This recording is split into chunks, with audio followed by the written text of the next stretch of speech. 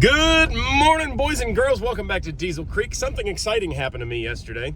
I got a letter in the mail. The words written inside told me that finally, after 15 months of waiting patiently, sort of, well, maybe not patiently, but after 15 months of waiting, my Wood-Mizer sawmill has finally come in.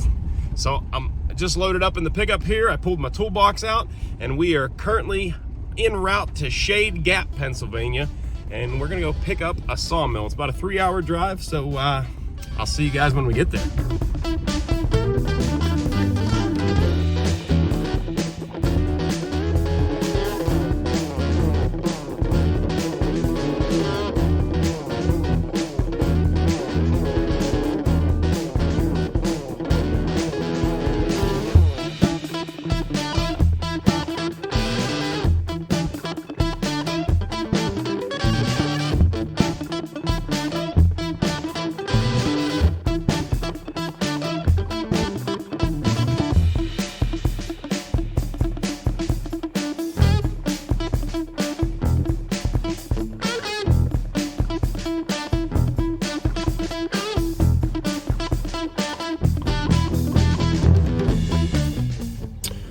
Well, we made it.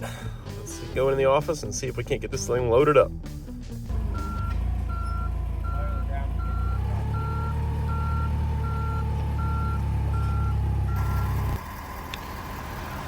Well, we got the old girl loaded up, strapped down there to the best of my ability.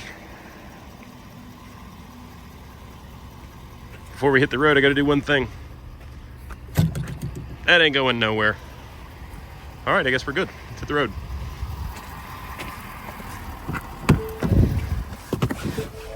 Yeehaw. All right. Well, it's only 6:30, but it's dark as dark gets out here.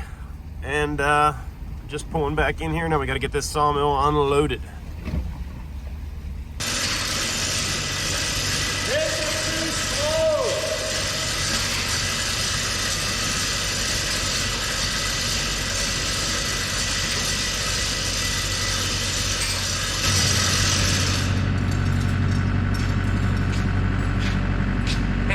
Sawmill time!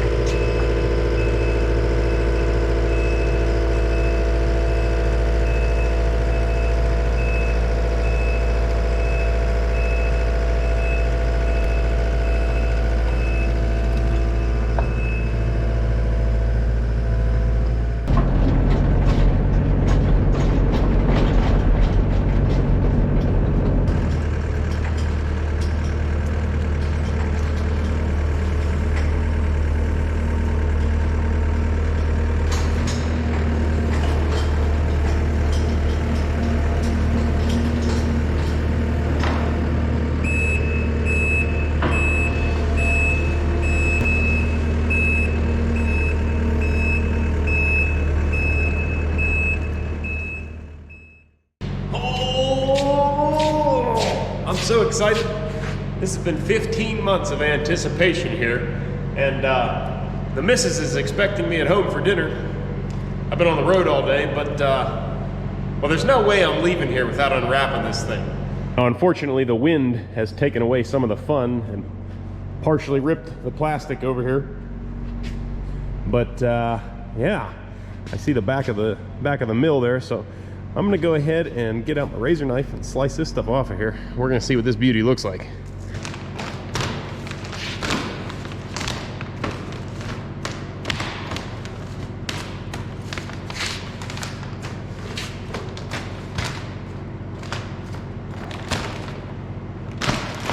give them credit, they use some good heavy plastic on here.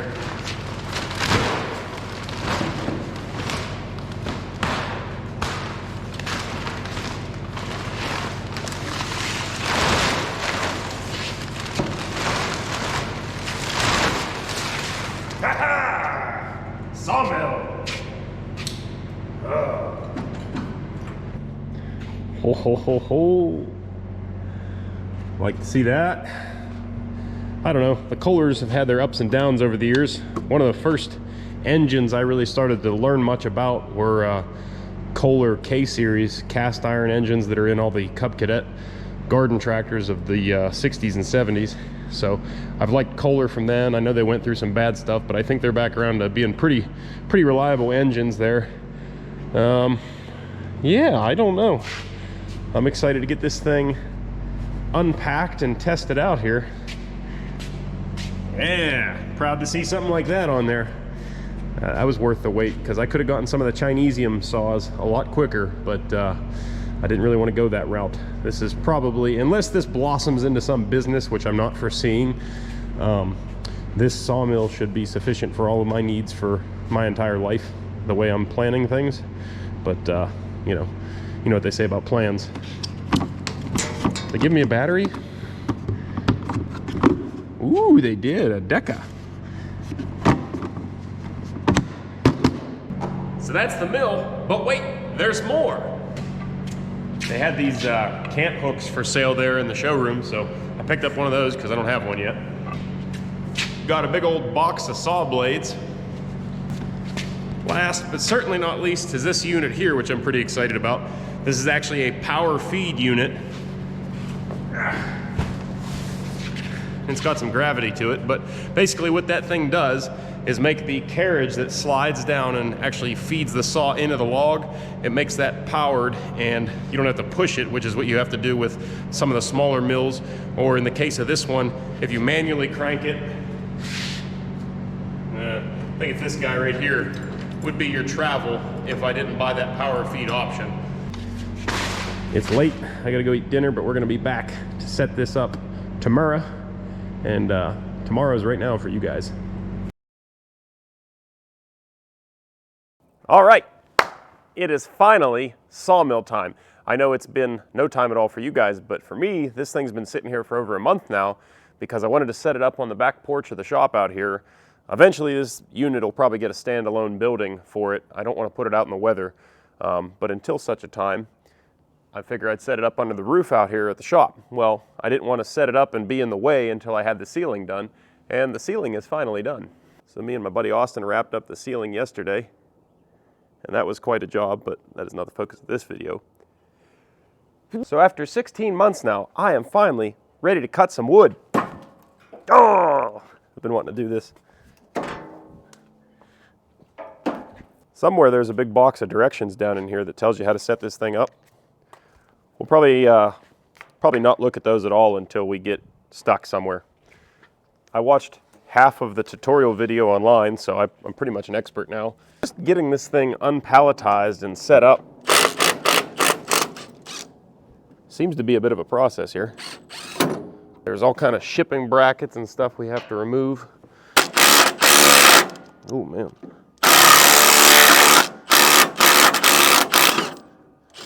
Right out of the gate, the second bolt I touch here, wood miser, if you're watching, that was cross-threaded. I didn't do this. First time I'm touching any of these bolts, whoever ran that bolt in there, it looks to me like the hole wasn't tapped all the way down. I don't know if you guys are gonna be able to see on camera. It doesn't like to focus on this stuff. The last 3 or 4 threads on this bolt look like they probably ran into some untapped hole area there and got wiped out. But there's the shipping bracket that we have to remove. And now we're supposed to reinstall the crank handle there. However, this bolt's no good. I'm not gonna run it back in there. And I'm gonna have to get after these threaded holes here with a tap before I can put a bolt back in there. Because, yeah, I mean, I need this thing to last. I'm not trying to put a Healy coil on a brand new unit.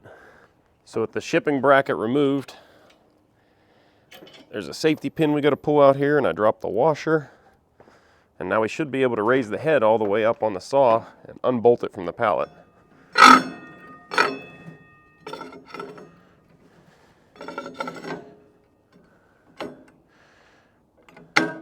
There we go.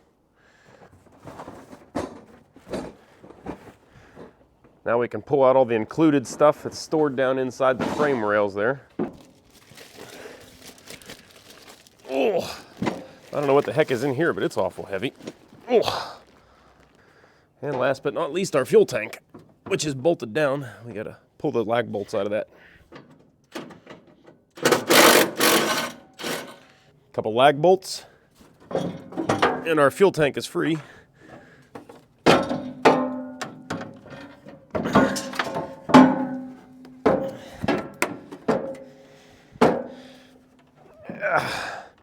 I believe we're going to need that later.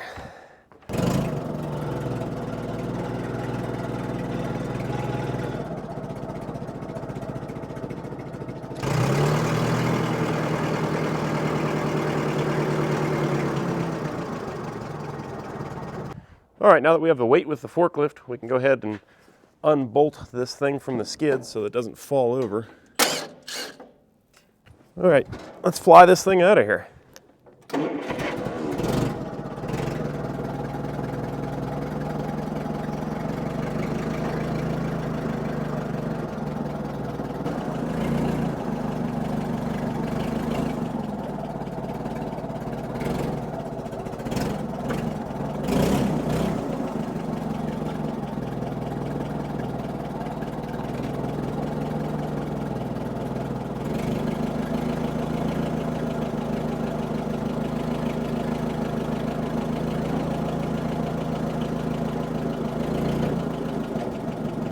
Definitely one of those times when it would be easier to have two people for this, but I'm confident it can be done.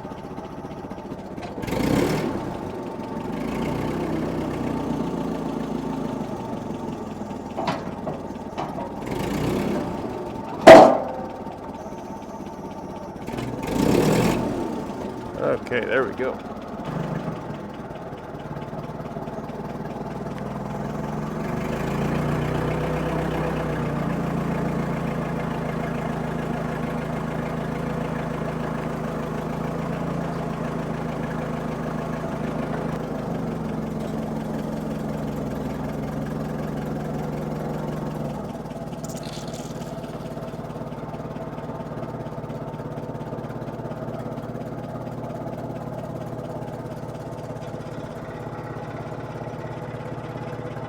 All right, the next thing we got to do, I believe, is take off these shipping brackets here. All these do is keep the bed sections nice and tightly packaged here on the pallet, keep them from sliding around. Whoops. All right, I'm learning as I go here. Undo the top one first, stupid. There we go. I'm gonna get a little hunk of wood to hold these babies up like so. Yeah, look at that. We can take that one out and nothing falls. I guess it's finally time to figure out what's in this heavy box of goodies here. I believe it's all our hardware, legs and whatnot we need. Oh yeah, look, got some rope. Oh man, some pretty serious hardware there.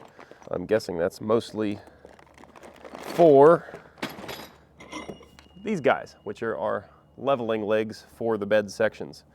And we got a pile of them in here. And before we can set the bed sections on the ground, we need to install those things. So that's, I think, where we're at right now. We need to do that.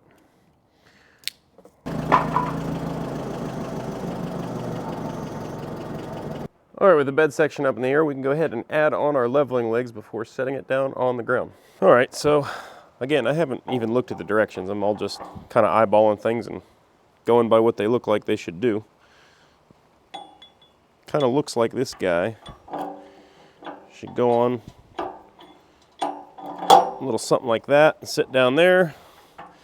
And this little metal plate comes across, locks it in place, I think.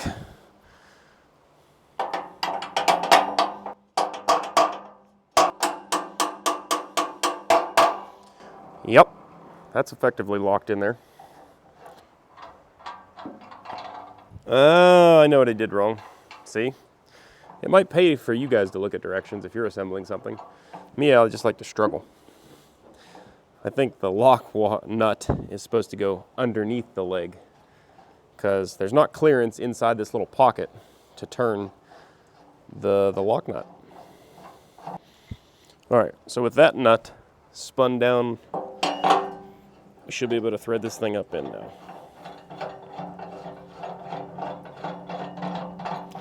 So I got to do that 3 more times on this bed section, 11 more times total, and then we can adjoin all the bed sections.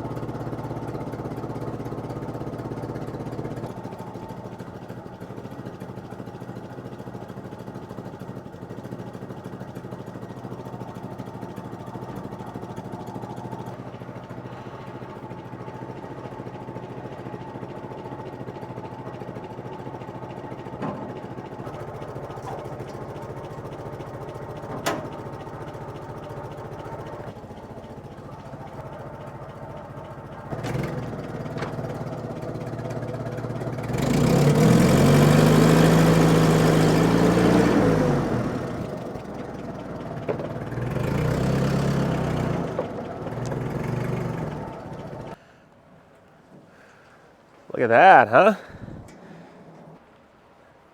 All right, this thing's starting to look like a stinking sawmill. I love it. That thing's sitting down on the rail real nice. It slides real nice. We have to pull off this last shipping plate right there and then flip that thing around, and that keeps it from potentially lifting off the rail.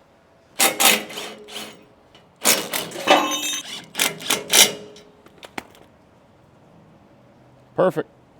You want this thing to be close to this rail but not touching it, so that's why I put one washer behind it. But anyway, we'll get this fuel tank, maybe get this fuel tank hooked up, and connect all the fuel lines and whatnot before.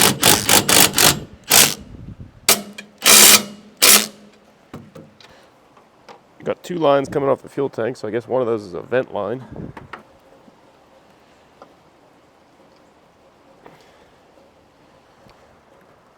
Last hose we got to deal with here is this clear one. This is for our blade coolant tank up here. In the summer months, this will just hold water. And in colder temperatures, I think you put windshield washer fluid in it. Well, I guess that's the basic setup. I skipped over a few of the boring things like installing the track wipers and, I don't know, leveling the bed. I'm still got to do a master level on the bed yet, but I got it close enough just to completely set it up right now. So we'll have to do all those things tomorrow, which will be right about now for you guys, but for me, I gotta wait a day. Now for the exciting part, time to install the power feed.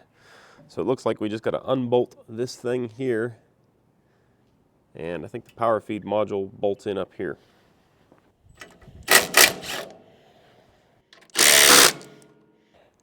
All right, so we have our power feed unit bolted on now. I had to route the wires down like so, up and around. I don't know, seems like we should have enough slack. But anyway, I got this tied onto the battery, and we should have juice now. Yep, the light lit up. Yep.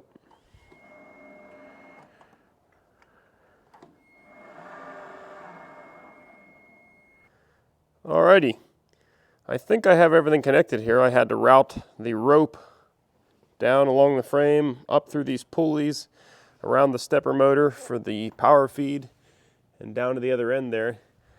And I think we should be good to test it out. Hopefully I routed the rope right, and front is front and back is back, but arm that guy. The green light comes on there. Oh! Hey, that thing runs along at a pretty good clip there. Look at that. Hands free, baby. She's cutting a log. Oh. It's a pretty slick little system. The only thing I don't like about it is that there's no way that it's going to shut itself off if it gets away from you and runs to the end of the track.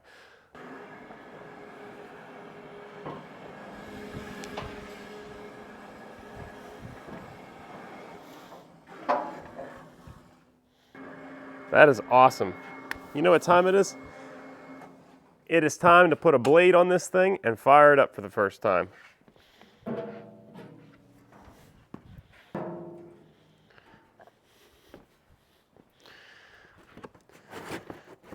So I bought a bunch of extra blades with this machine when I picked it up.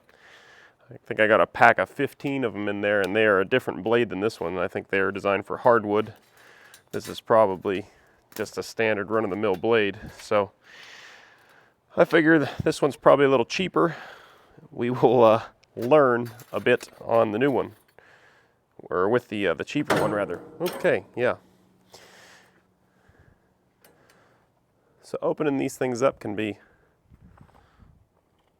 a little sketchy if you've never done it before. I have plenty of experience opening up sawmill or blades for metal saws working in the machine shop. They all come the same way. They're all folded up like that, and when they pop open, they can kind of jump and scare you a little bit if you've never done it.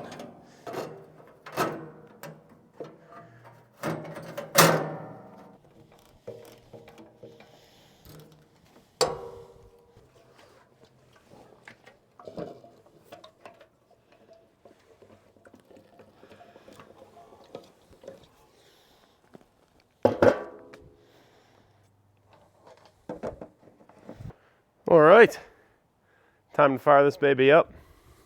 All right, it's gonna take us a minute of cranking probably to suck fuel up from the tank and get it into the carburetor. All right, choke's on.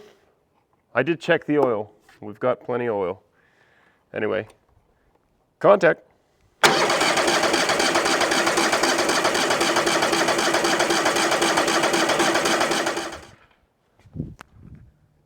I'm a moron. This little valve down here in the fuel tank was not on. That'll do it. I bet you it pumps fuel now. I've been sitting here watching the fuel filter going, man, it's really still not pumping the fuel filter up yet. I bet it does now. Oh, I'm an idiot. Contact.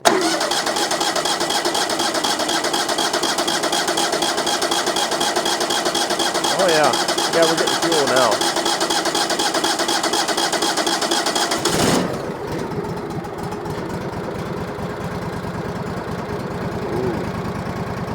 Sounds good.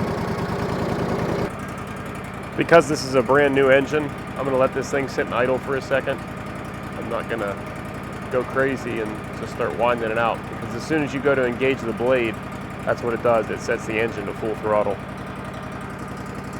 All right, let's give this thing a go.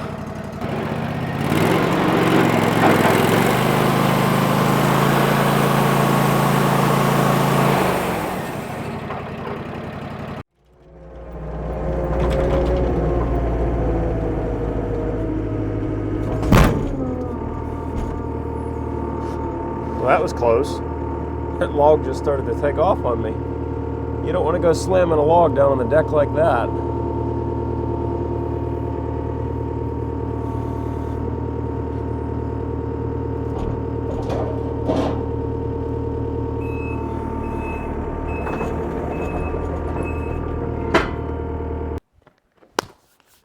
It is finally time to cut some lumber. And here's the point where I tell you, I've never done this before. This is my first time. I'm just out here winging it. I've barely even watched any tutorials on YouTube about it. Basically, my plan of approach here is that I'm just going to come in, take a slab off to get a flat side, roll it onto the flat side, and cut it again. So we got 90 degrees, and we'll square the log up like that. And yeah, just kind of figure it out as we go. This is a fairly even log. This end is smaller, but not by much. It's fairly straight and fairly round. So this log's been laying around for so long that I can't even tell what it is anymore. I think it might be cherry because it's kind of punky like cherry, but we'll know as soon as we start taking a cut out of it. Man, I'm excited about this. I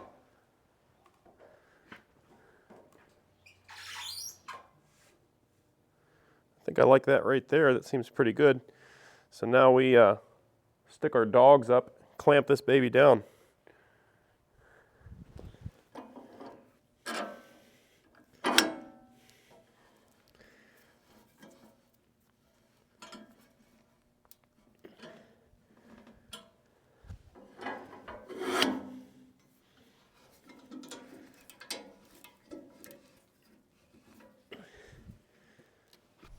All right, so I'm just looking down the log now, kind of getting an eyeball for the highs and lows of the log.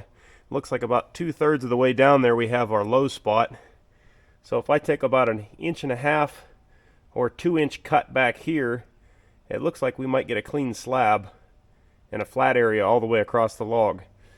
I'm also making sure that none of my dogs are sticking up in that range that I might get into one of those things. So drop the blade down.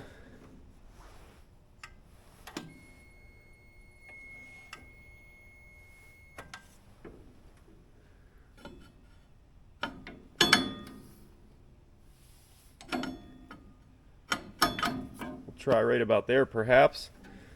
Pull this guy in.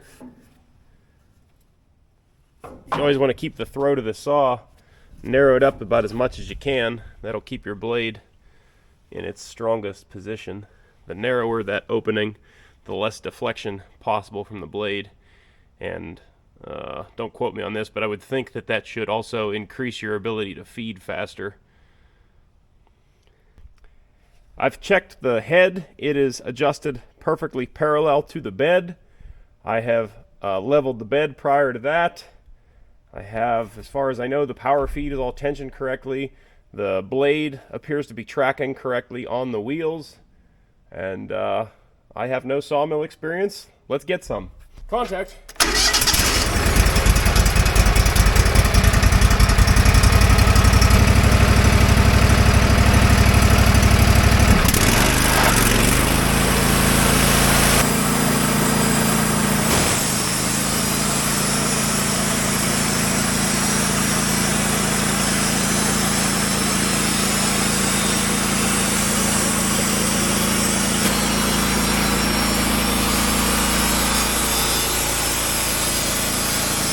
What a thing of beauty.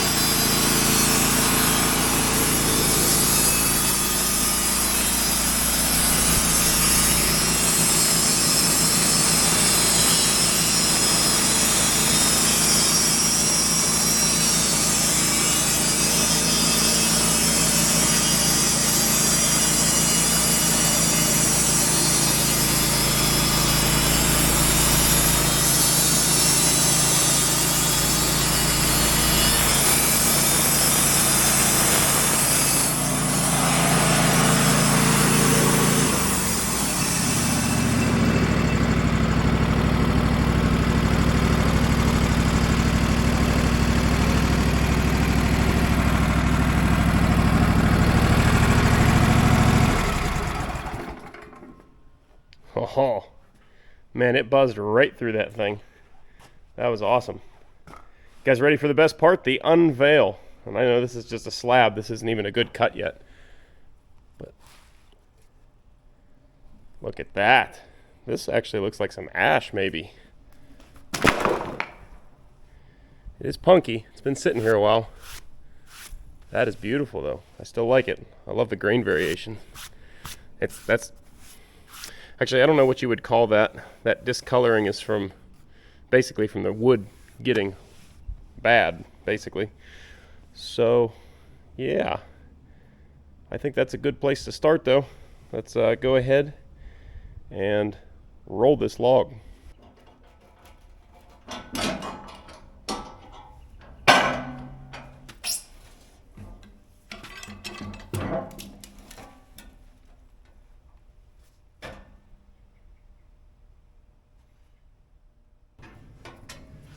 take another cut.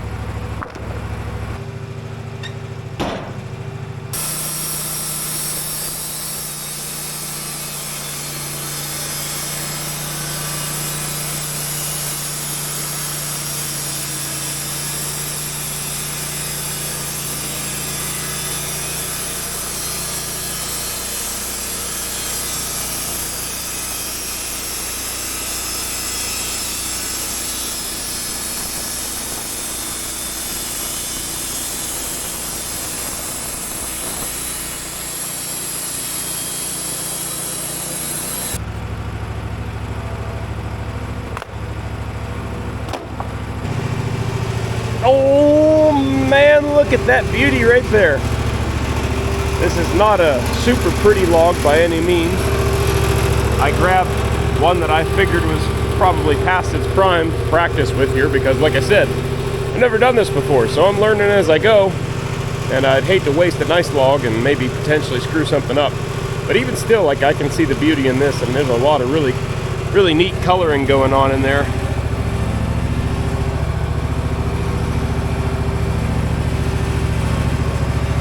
I love it. So anyway, we're getting really close to the top of our dogs now, so I'm gonna have to lay those down and over and put them in a position where they're barely catching anything, and then we can go ahead and slab this thing up. Whatever it is, I didn't measure anything. I'm just kind of having fun here, playing around with the saw, and whatever it is wide, that'll be fine. I'm gonna cut them true dimensional, 2 inches thick slabs, and I can use them for sideboards for my dump truck because I think they are plenty long enough for that.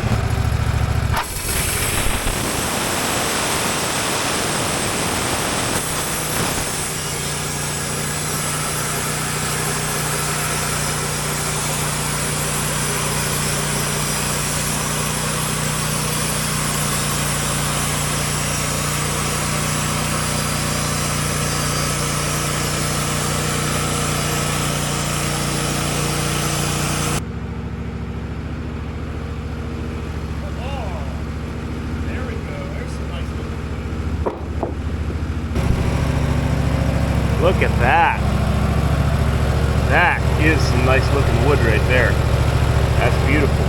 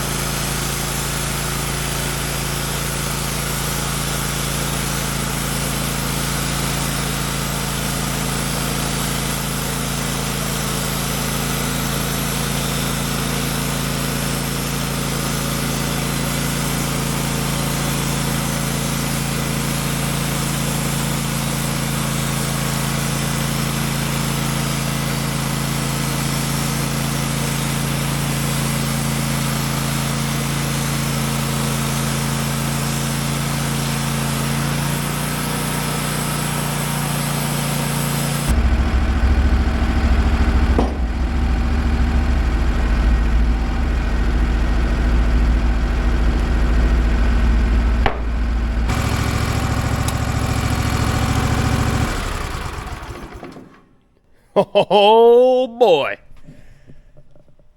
This thing is awesome. Oh man.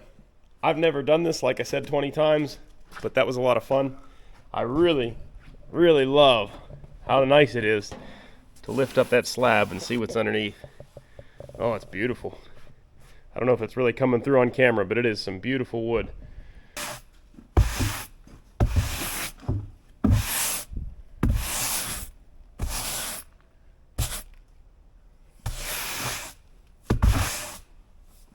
Wow, that is beautiful. Well, I can't say it was worth the wait just because I like it. I do like it. It still seems like a ridiculous amount of time to have to wait for something, but you know, that was the world the last couple of years, I guess. So hopefully we're coming out of that now. I do like it, like I said. I think this thing is going to be awesome to have around here. I really love rustic looking stuff. The wife not so much, but anything that I get to build for myself is probably going to be built out of rustic rough cut lumber off of this mill. I've been saving that big old pile of wood over there for quite a while, so this old girl's got her work cut out for her. I want to get that pile cut up this summer, and then I think I got a 53-foot dry van that I'm going to just put all the lumber in, use it to dry and keep it out of the weather.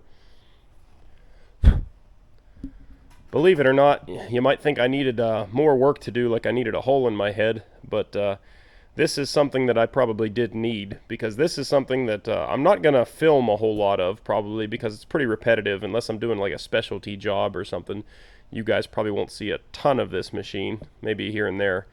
But this is something fun for me to do. It's relaxing. I enjoy it. I get to be outside, smell the wood, smell the sawdust. That's all something I really enjoy. So you got to have things in life that you get to actually take a breather from. I love all my heavy equipment and whatnot, but it's become more work than I guess it used to be, since it is my primary occupation now, making these videos for you guys. Don't get me wrong, I love my job. I'm very fortunate, but it's nice to just put the camera away and do something for just me. And to make a 180 on what I just said, I filmed this because I figured you guys would enjoy it. It's a departure from our normal type of videos for sure, but it is something that I enjoy, so I'm sure there's a good bit of you guys that will enjoy it as well. If you did, do me a big favor, hit that thumbs up button down below on the videos. I've said it before, I'll say it every single time, because there are hundreds of thousands of people that watch this channel, and only a tiny, tiny fraction of you bother to hit that thumbs up button. And if you like the content, and you like what I'm doing, it would really help me out if you hit that button more often. So that's all I got, guys. In the meantime, thanks for watching. I will see you on the next one. Later.